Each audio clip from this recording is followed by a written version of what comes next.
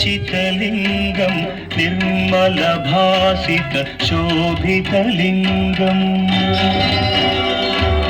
जन्मज दुःखविनाशकलिङ्गं तत्प्रणमामि सदा शिवलिङ्गम्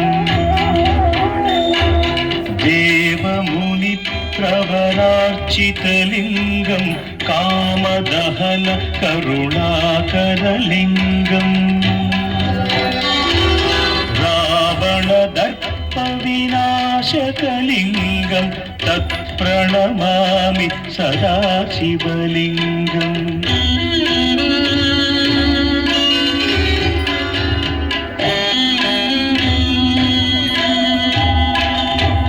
सर्वसुगन्धसुलेपितलिङ्गं बुद्धिविवर्धनकारणलिङ्गं सिद्धसुरासुरवन्दितलिङ्गं तत्प्रणमामि सदा शिवलिङ्गं कनकमहामणिभूषितलिङ्गं फणिपतिवेष्टित शोभितलिङ्गम्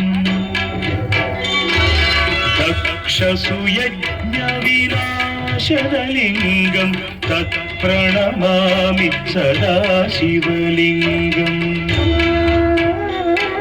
कुङ्कुमचन्दनलेपितलिङ्गं पङ्कजहार सुशोभितलिङ्गम्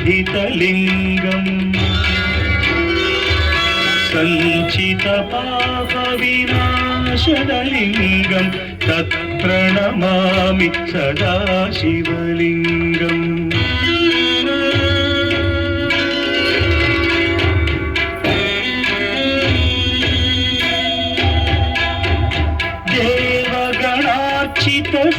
देवगणार्चितसेवितलिङ्गं भावैर्भक्तिभिरेव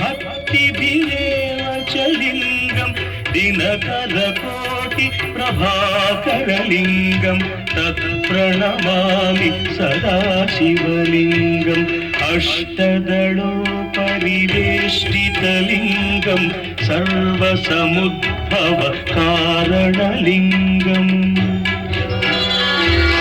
अष्टदरिद्रविनाशनलिङ्गं तत्प्रणमामि सदा शिवलिङ्गम्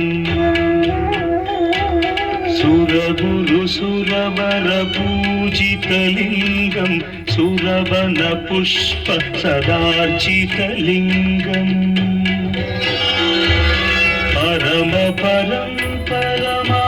परमात्मकलिङ्गं तत्प्रणमामि सदा शिवलिङ्गम् लिङ्गाष्टकमिदं पुण्यं यः पठेत् शिवसन्निधौ शिवलोकमवाप्नोति शिवेन सह मोदते।